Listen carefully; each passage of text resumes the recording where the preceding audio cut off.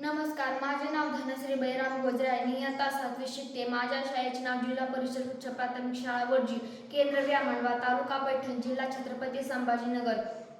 केंद्र सरकार अंतर्गत राबवल्या जाणाऱ्या विकसित भारत बिल्डोथॉन या उपक्रमांतर्गत लोकर फॉर वोकल या संकल्पनेतील जल संरक्षण प्रकल्प हा विषय आम्ही निवडलेला आहे. यातील प्रमुख समस्या: आजच्या काळात पाण्याचा तुटवडा हा ग्रामीण तसेच शहरी भागात मोठा प्रश्न बनला आहे. गावामध्ये अनेकदा तलाव, विहीर आणि जलाशय कोरडे पडले आहेत.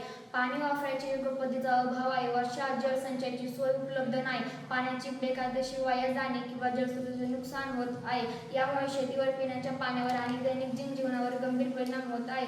गावातील लोकांना या समस्येबाबत पुरेशी माहिती नाही व जलस्रोत टिकवण्यासाठी ठोस उपाय योजले जात नाही. या समस्येची कारणे: गावामध्ये पाण्याचा तुटवडा, जलस्रोतांचे दुर्लक्षण केलेली स्थिती व जलसंचयनाचा अभाव आणि पाणी वाया जाण्यामुळे जीवनमान, शेती आणि पर्यावरण गंभीर परिणाम होत आहेत.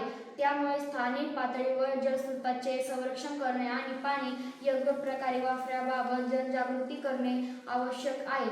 यामुळे होणारे परिणाम: पाण्याचा तुटवडा शेतीच्या उत्पादनावर परिणाम करतो आणि शेतकऱ्यांना आर्थिक तोटा होतो. स्वच्छ पिण्याचे पाणी मिळत नसल्यामुळे आरोग्यावर वाईट परिणाम होतो. तलाव, विहीर कोरडे पडतात आणि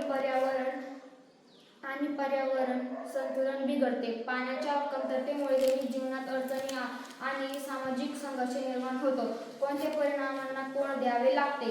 शेतकरी: पिकांना पाणी न मिळाल्यामुळे आर्थिक तोटा. गावातील लोक: घरगुती व पिण्याच्या पाण्याची कमतरता. महिला व मुले: पाणी आणण्यासाठी जास्त वेळ खर्च. पर्यावरण व प्राणी: तलाव, नदी कोरडे पडणे, जलचर प्राण्यांना त्रास. लघुउद्योग उत्पादन अडचणी, आर्थिक नुकसान. यावरील उपाययोजना: वर्षात जलसंचयन करणे, छप्पर तलाव व विहीर साफसफाई व संवर्धन. पाण्याचा योग्य व शाश्वत वापर. लोकांना जलसंवर्धनाबाबत जागृत करणे. टिकाऊ शेती पद्धत वापरलेले ड्रीप सिंचन कमी पाण्याची पिके घेते. यामुळे होणारे फायदे: पिकांसाठी पाणी उपलब्ध, उत्पादन वाढ, घरगुती व पिण्याचे पाणी मिळणे सोपे, पाणी आणण्याचा वेळ व श्रम कमी, पर्यावरण संतुलन, लघुउद्योग उत्पादन, पाणी उपलब्ध. धन्यवाद.